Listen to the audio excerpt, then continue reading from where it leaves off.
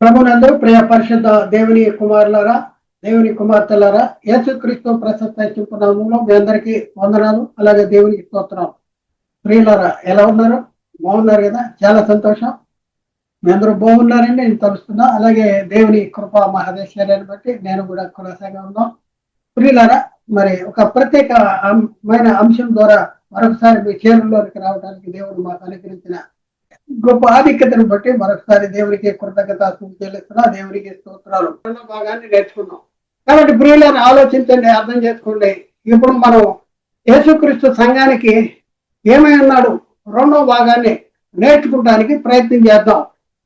కాబట్టి ఆలోచించేయండి, అర్థం చేసుకోండి, సత్యాన్ని గ్రహించడానికి ప్రయత్నం చేయండి. ప్రియులరా, మన క్రీస్తు దగ్గరికి రావాలంటే మనం ఎవరి నామంలో బాప్తిజం తీసుకోవాలంటే యేసుక్రీస్తు నామంలో బాప్తిజం తీసుకోవాలి. అలాగే 28వ పాయింట్లో గొప్ప ప్రధాన యాజకుడు అంట. గొప్ప ప్రధాన యాజకుడు మామూలు కాదు, గొప్ప ప్రధాన యాజకుడు. ఎక్కడున్నమాట? హెబ్రీ పత్రిక 4వ అధ్యాయంలో 14వ వచనంలో ఆకాశ మండలము గుండా వెళ్ళిన దేవుని కుమారుడైన యేసుక్రీస్తు గొప్ప ప్రధాన యాజకుడు మనకు ఉన్నాడు. కనుక మనం ఒప్పుకున్న దాన్ని గట్టిగా చేపట్టదు. ఆకాశ మండలానికి గుండా వెళ్ళిన దేవుని కుమారుడైన యేసుక్రీస్తు గొప్ప ప్రధాన యాజకుడు అనేసి యేసుక్రీస్తుని గురించి రాయబడింది. కాబట్టి మన ప్రధాన యాజకుడి దగ్గర మనం రావాలంటే యేసుక్రీస్తుని ధరించుకోవాలి, యేసుక్రీస్తులోనూ బాప్తిజం తీసుకోవాలి. 29వ పాయింట్ ప్రథమ ఫలము క్రీస్తు అంటాడు. ప్రథమ ఫలం మృతుల్లోండి లేచిన వారిలో ప్రథమ ఫలం ఎవరంటే యేసుక్రీస్తు. పౌలు కొరింథీకి రాసిన మొదటి పత్రికలో 15వ అధ్యాయం 23వ వచనంలో ప్రతి వాడు తన వరుసలోనే బ్రతికించబడను, ప్రథమ ఫలము క్రీస్తు. అటు తర్వాత క్రీస్తు వచ్చినప్పుడు ఆయన వారు బ్రతికింది. మనం క్రీస్తు వారం కావాలి. మనం క్రీస్తు వారం అయితేనే క్రీస్తు వచ్చినప్పుడు మనం బతికించబడతాం. ప్రథమ ఫలముగా క్రీస్తు మృతుల్లోనే ఏర్పడ్డాడు. క్రీస్తు వచ్చినప్పుడు ఆయన వారు బతికించబడతారు అనేసి అక్కడ రాయబడింది. అలాగే ప్రియుల 30వ పాయింట్ చూస్తే మృతుల్లోండి లేచిట్లో ఆది సంభూతుడు యేసుక్రీస్తు. మృతుల్లోండి లేచిట్లో ఆది సంభూతుడు. మొట్టమొదటగా మృతుల్లోండి లేచాడు. క్రీస్తు కంటే మృతుల్లోండి లేచిన వారును పరలోకానికి వెళ్ళిన వారును ఎవరు కూడా లేరు. చాలా మంది ఫలానా ఆయన వెళ్ళిపోయాడు పరలోకం, ఫలానా ఆయన వెళ్ళిపోయాడు అని చెప్తున్నారు. ఇదంతా గాలి మాటలు. బైబిల్ మాటలు ఏంటంటే మృతుల్లోండి లేచిట్లో ఆది సంభూతుడే యేసుక్రీస్తు. క్రీస్తు మృతుల్లోండి లేచిట్లో మొట్టమొదటి వాడు. క్రీస్తు తర్వాత ఎవరిని వెళ్ళిపోతారంటే వెళ్ళిపోయే అవకాశం లేదు. యోహాను సువార్త తండ్రి ఎందుకు విశ్వాసం ఉంటున్నా, నా ఎందుకు కూడా విశ్వాసం ఉంటుంది, లేని వెళ్ళిన మీతో చెప్పుతున్నాను, ఆ తండ్రిని అనేక నివాసాలు వెలుగు అని చెప్పుకుంటూ వచ్చి నేను వెళ్ళి మీకు స్థలము సిద్ధపరిచి నేనుండి స్థలంలో మీరు ఉండలేదని మరలో వచ్చి మిమ్మల్ని తీసుకెళ్తా అన్నాడు. నేను వచ్చి మిమ్మల్ని తీసుకెళ్తా అన్నాడు. మీ అంతటి మీరు అక్కడికి రావటానికి వీలు లేదు. కాబట్టి మృతుల్లోండి లేచిట్లో ఆది సంబుద్ధుడు. కొలసి పత్రిక 1వ అధ్యాయం 18వ వచనం సంఘము అని శరీరము ఆయనే శిరస్సు, ఆయన అన్నింటికీ ప్రాముఖ్యము కలిగిన నిమిత్తము ఆయన ఆది అయ్యుండి మృతుల్లోండి లేచిట్లో ఆది సంబుద్ధుడు. మృతుల్లోండి లేచిట్లో ఆది సంబుద్ధుడు. అందుకనే యేసుక్రీస్తు పునరుద్ధారమును జీవమును యేసుక్రీస్తేనంట. యోహాను సువార్త 11వ అధ్యాయంలో 25-26 వచనంలో అందుకు యేసు పునరుద్ధారమును జీవమును నేనే, నా యందు విశ్వాసం ఉంచేవాడు చనిపోయిన బ్రతుకును అనేసి అక్కడ రాయబడింది. 31వ పాయింట్ పునరుద్ధారమును జీవమును నేనే. అలాగే 1 కొరింథీకి రాసిన మొదటి పత్రికలో 15వ అధ్యాయం 23 ప్రతి వాడు తన వరుసలోనే బ్రతికించబడును, ప్రథమ ఫలము క్రీస్తు, తర్వాత క్రీస్తు వచ్చినప్పుడు ఆయన వారు బతికించబడతారు అనేసి అక్కడ రాయబడింది. అలాగే 32వ పాయింట్లో విమోచకుడు. మనకి విమోచించబడ్డాం. మనం విమోచించబడ్డాం. మన విమోచించడానికి వచ్చిన వాడే యేసుక్రీస్తు. విమోచకుడు అంటారు. రోమా పత్రికలో 11వ అధ్యాయము 26వ వచనంలో వారు ప్రవేశించినప్పుడు విమోచకుడు సీయోనులో చుట్టి యాకోబులో భక్తిహీనతను తొలగిస్తాడు. ఇది జరిగిపోయింది. యేసుక్రీస్తు యాకోబులో భక్తిహీనత తొలగించటం అనేది జరిగిపోయింది. విమోచకుడు అంటే యేసుక్రీస్తు సీయోనులోంచి అంటే పరలోకంలోంచి వచ్చాడు. తండ్రి పంపగా వచ్చాడు. వచ్చి యాకోబులో భక్తిహీనత తొలగించాడు. ఎలా తొలగించాడంటే ధర్మశాస్త్రాలను కొట్టివేయడం ద్వారా తొలగించినటువంటి పరిస్థితి మనం చూస్తా ఉన్నాం. అలాగే యేసుక్రీస్తు ఎవరంటే ఇశ్రాయేలీయుల యొక్క ఆదరణ. 33వ పాయింట్ ఇశ్రాయేలీయుల యొక్క ఆదరణ. లూకా సువార్త 2వ అధ్యాయం 25వ వచనం యెరూషలేమునందు సుమయోను ఒక మనుషుడు ఉంటేను అతడు నీతిమంతుడును భక్తిపరుడునై ఉండి ఇశ్రాయేలీయుల యొక్క ఆదరణ కొరకు ఏది కనిపెట్టువాడు. ఇశ్రాయేల్ యొక్క ఆదరణ కొరకు అంటే యేసుక్రీస్తు కోసము, క్రీస్తు కోసము కనిపెట్టేవాడు యేసుక్రీస్తు ఎవరంటే ఇశ్రాయేల్ యొక్క ఆదరణ. 34వ పాయింట్, ఆదియు అంతమునే అన్నాడు. యేసుక్రీస్తు ఎవరు? ఆదియు అంతమునే అన్నాడు. ప్రకటన గ్రంథము 21వ అధ్యాయం 6వ వచనం, మరియు ఆయన నాతో ఇట్లన్నో, సమాప్తమైనవి, నేను ఆల్ఫయు ఒమేగయు అనగా ఆదియు అంతమునే ఉన్నవాడను, దప్పిక గొని వారికి జీవజలముల బుక్కలోని జలములను నేను ఉచితముగా అనుగ్రహిస్తున్నా అంటాడు. అల్ఫా ఒమేగా అంటే ఆది అంతమునే ఉన్నటువంటి వాడు. అలాగే 35వ పాయింట్, వర్తమాన భూత భవిష్యత్ కాలంలో ఉండువాడు నేనే అంటాడు. యేసుక్రీస్తు ఎవరంటే వర్తమాన భూత భవిష్యత్ కాలంలో ఉండువాడు. ఎక్కడున్నమాట? ప్రకటన గ్రంథంలో 1వ అధ్యాయంలో 8వ వచనం, అల్ఫా ఒమేగయు నేనే, వర్తమాన భూత భవిష్యత్ కాలంలో ఉండువాడను నేనే అనే సర్వాధికారియు దేవుడు నాకు ప్రభు సెలవిచ్చుతున్నాడు. అల్ఫా ఒమేగయు నేనే అంటాడు ఇక్కడ. అల్ఫా ఒమేగయు నేనే, వర్తమాన భూత భవిష్యత్ కాలంలో ఉండువాడు నేనే అంటాడు. అలాగే 36వ పాయింట్, అదృశ్య దేవుని స్వరూపి. యేసుక్రీస్తు ఎవరు? అదృశ్య దేవుని స్వరూపి అనేసి బైబిల్లో రాయబడింది. ఎక్కడ రాయబడింది? 36వ పాయింట్, అదృశ్య దేవుని స్వరూపి. కొలస్సీ పత్రిక 1వ అధ్యాయము 15వ వచనం, ఆయన అదృశ్య దేవుని స్వరూపి అండి, సర్వ సృష్టికి ఆది సంభూతుడై ఉన్నాడు. సర్వ సృష్టికి ఆది సంభూతుడే అన్నాడు. 37వ పాయింట్, సర్వమును ఆయన ఎందుకు సృజించబడను, సర్వమును ఆయన ద్వారా ఆయన్ని బట్టి సృజించబడను. ఎవరిని బట్టి అంటే యేసుక్రీస్తుని బట్టి. సర్వమును ఆయన ఎందు అంటే క్రీస్తునందు సృజించబడి, సర్వమును ఆయన ద్వారా సృజించబడి. ఎక్కడుంది మాట? కొలస్సీ పత్రిక 1వ అధ్యాయం 16వ వచనం, ఏలైనగా ఆకాశమందున్నవేనను భూమి ఎందున్నవేనను, దృశ్యమైనవి గాని అదృశ్యమైనవి గాని, అవి సింహాసనములైనను ప్రభుత్వములైనను ప్రధానులైనను అధికారములైనను సర్వమును ఆయనందు సృజించబడను. సర్వమును ఆయన ద్వారాను ఆయన్ని బట్టి సృజించబడను. సర్వము ఆయనే అంట. చూడాలి మరి అలాంటి యేసుక్రీస్తుని మనం ధరించుకోవాల్సినటువంటి అవసరం ఉంది. ఎక్కడ ధరించుకుంటామంటే క్రీస్తులోనికి బాప్తిజం తీసుకోవడం ద్వారా. 38వ పాయింట్, ఆయన అన్నింటికంటే ముందు ఉన్నవాడు. 38వ పాయింట్, ఆయన అన్నింటికంటే ముందు ఉన్నవాడు. కొలస్సీ పత్రిక 1:17వ వచనం, ఆయన అన్నింటికంటే ముందు ఉన్నవాడు, ఆయన సమస్తానికి ఆధారభూతుడు. 39వ పాయింట్, ప్రథమమైన దానిగా యెహోవా నన్ను కలగజేసిన. ప్రథమమైన దానిగా, ఈ లోకాలు లేనప్పుడు ప్రారంభంలో కలగజేసిన వాడు, కలగజేయబడిన వాడు ఎవరంటే యేసుక్రీస్తు. ప్రథమమైన వారిగా నన్ను కలగజేశాడు. సామెతలు 8:22వ వచనం, పూర్వకాలం ముందు తన సృష్టి ప్రారంభమున తన కార్యములలో ప్రథమమైన దానిగా యెహోవా నన్ను కలగజేశాడు. లోకాలు కలగాలంటే దేవుడు ఏం కావాలంటే మాట కావాలి. యేసుక్రీస్తు ఎవరు? దేవుని మాట. ప్రపంచములు దేవుని వాక్యం వలన నిర్మాణమైనవి. కాబట్టి పూర్వకాలంలో తన సృష్టి ప్రారంభములో తన కార్యాల్లో ప్రథమమైన దానిగా నన్ను కలగజేశాడు. ఆ మాట ద్వారా. కాబట్టి దేవుడి మాట క్రీస్తు అయితే క్రీస్తు ద్వారా లోకాలు కలిగినాయి. అంటే లోకాలన్నింటికంటే దేవుడు కలగజేసిన సృష్టి కంటే ముందు కలగజేయకుండా వాడు ఎవరంటే యేసుక్రీస్తు. 40వ పాయింట్, భూమి ఉత్పత్తి అయినది కాలము పూర్వము నేను నియమించబడుతుంది. యేసుక్రీస్తు ఎప్పుడు నియమించబడ్డాడంటే భూమి ఉత్పత్తి అయినది కాలమునకు పూర్వము నేను నియమించబడుతుంది.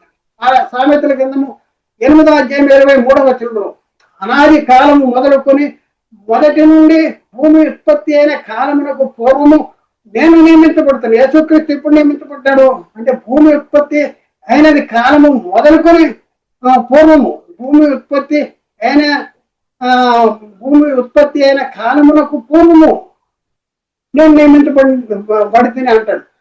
మరి యేసుక్రీస్తు ఎప్పుడు నియమించబడ్డాడంటే మరొక పాయింట్, 41వ పాయింట్, ఆయన జగత్తుకి పునాది వేయబడక మునిపే నియమించబడ్డాడు అంటాడు. జగత్తుకి పునాది వేయబడక మునిపే నియమించబడ్డాడు. ఎక్కడున్న పేతురు రాసిన మొదటి పత్రిక 1వ అధ్యాయం 20వ వచనం, ఆయన జగత్తు పునాది వేయబడక మునిపే నియమించబడిన కానీ తను మృతుల్లో నుండి లేపి తనకు మహిమ ఇచ్చిన దేవుని ఎదుట తన ద్వారా విశ్వాసులైన మీ నిమిత్తం ఆయన కడవరి కాలంలో ప్రత్యక్షపరచబడెను అనేది అక్కడ రాయబడింది. 42వ పాయింట్, బుద్ధి జ్ఞాన సర్వ సంపదలు ఆయన గుప్తమై ఉన్నవి. కొలస్సీ పత్రిక 1వ అధ్యాయం 15వ వచనం, అక్కడ ఏముంది? బుద్ధి, జ్ఞాన, సర్వ సంపదలు అన్ని కూడా క్రీస్తులోనే ఉన్నాయి. 43వ పాయింట్, దేవత్వం యొక్క సర్వ సంపూర్ణత శరీరముగా క్రీస్తునందు నివసించుతున్నది అనేసి అక్కడ ఉంది. కొలస్సీ పత్రిక 2:9 ఏలైనగా దేవత్వం యొక్క సర్వ సంపూర్ణత శరీరముగా క్రీస్తునందు నివసించుతున్నది. 44వ ప్రధాన కాపరి. ప్రధాన కాపరి అంట. 1 పేతురు 4:4 ప్రధాన కాపరి ప్రత్యక్షమైనప్పుడు మీరును వాడబారిని మహిమ కిరీటాన్ని ధరించుకుంటారు. ప్రధాన కాపరి యేసుక్రీస్తు ఎవరు? ప్రధాన కాపరి. 44వ పాయింట్, ప్రధాన కాపరి. అలాగే 45వ పాయింట్, మృతులలో నుండి లేచుటలో ఆది సంపూతుడు. 45వ పాయింట్, కొలస్సీ పత్రిక 1:18 సంఘము అనే శరీరమునకు ఆయనే శిరస్సు, ఆయన అన్నింటిలో ప్రాముఖ్యము కలిగి నిమిత్తము ఆయన ఆది అయ్యుండి మృతులలో నుండి లేచుట్లో ఆది సంభూతుడు. ఆయన ఆది ఉన్నాడు, మృతుల్లో నుండి లేచుట్లో కూడా ఆది సంభూతుడు. 46వ పాయింట్, నిజ స్వరూపము క్రీస్తులో ఉంది అంటాడు. నిజ స్వరూపం ఎక్కడ ఉందంటే క్రీస్తులో ఉంది.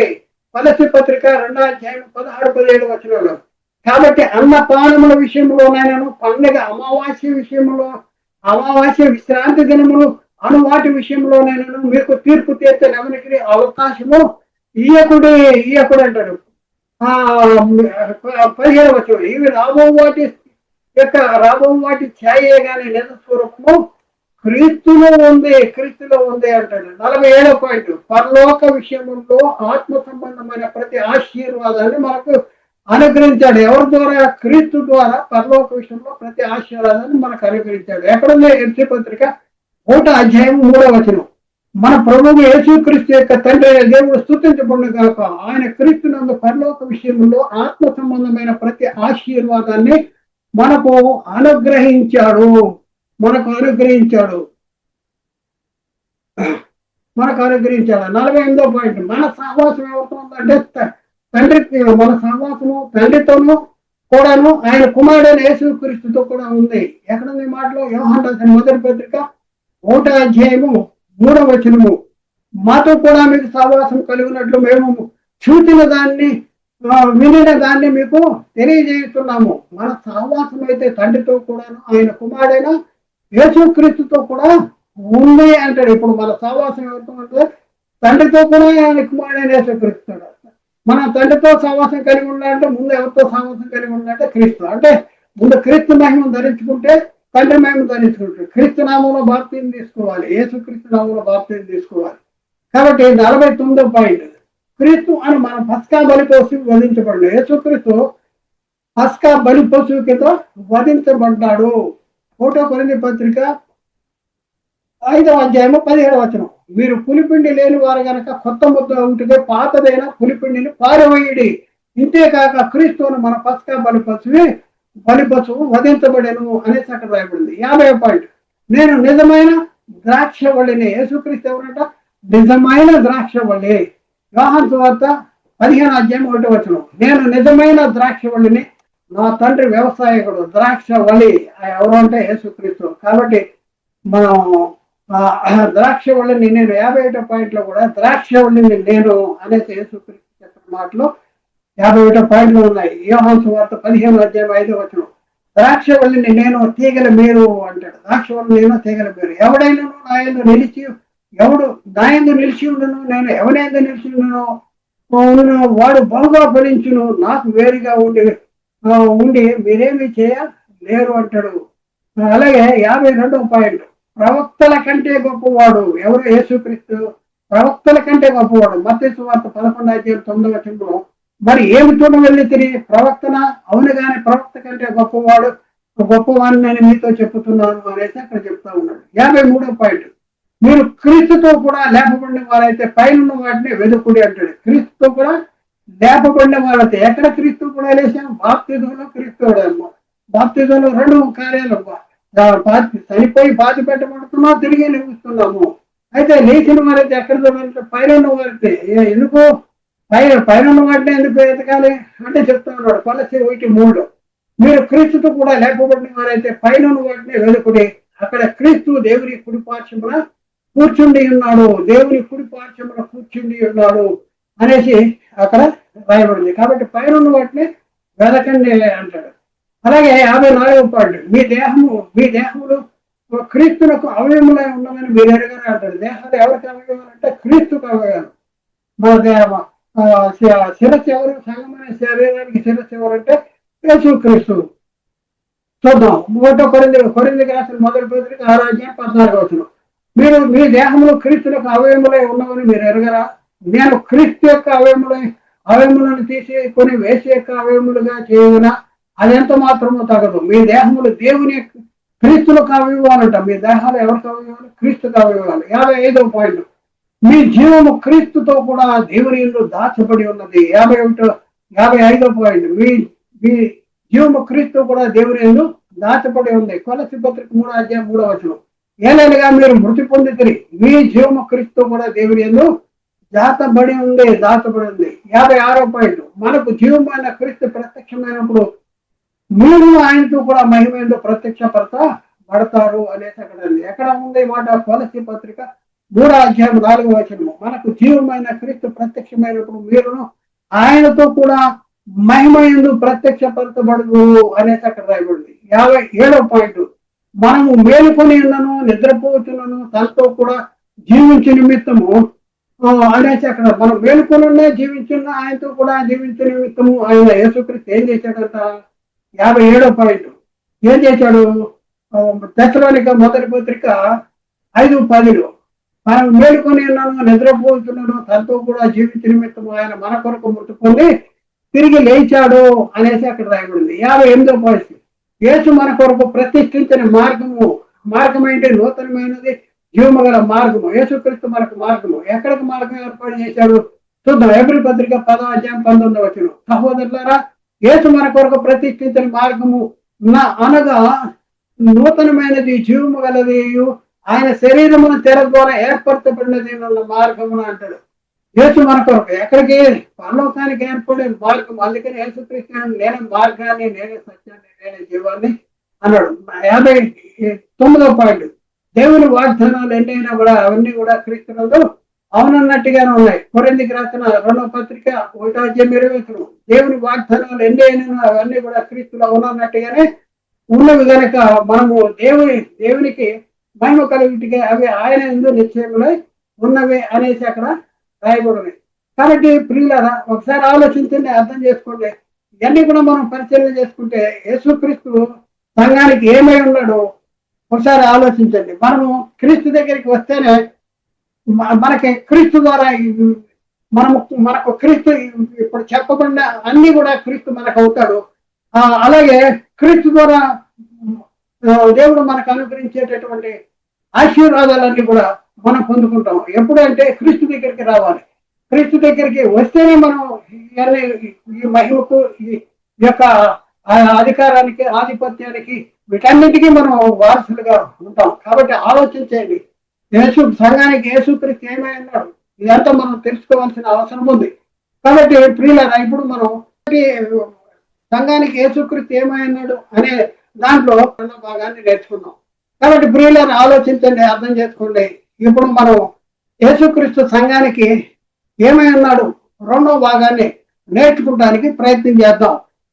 కాబట్టి ఆలోచించేయండి, అర్థం చేసుకోండి, సత్యాన్ని గ్రహించడానికి ప్రయత్నం చేయండి. ఎవరిని కూడా వ్యక్తిగతంగా కానీ సంఘపరంగా సంస్థపరంగా ఎవరిని కూడా నిందించడానికి లేకపోతే తప్పు పట్టుకోవడానికి మేము ప్రయత్నం చేయట్లేం. బైబిల్ ఏం చెప్తుంది, బైబిల్ ఏముంది అనే సంగతులు మీకు తెలియపరచడానికి మేము ముందుకు వచ్చాం. మీరు గ్రహించండి, అర్థం చేసుకోండి, సత్యానికి లోబడండి. మేము లోబడము అంటే అది మీ ఇష్టం, మేము బలవంతం చేయట్లేదు. కాబట్టి ఆలోచించి అర్థం చేసుకోండి. దేవుడు మాట్లాడిన ప్రతి మాట ప్రతి ఒక్క హృదయంలో నీరుగట్టి ఫలింపు చేయను గాక. ఆమేన్. అందరికీ వందనాలు. దేవునికి స్తోత్రాలు.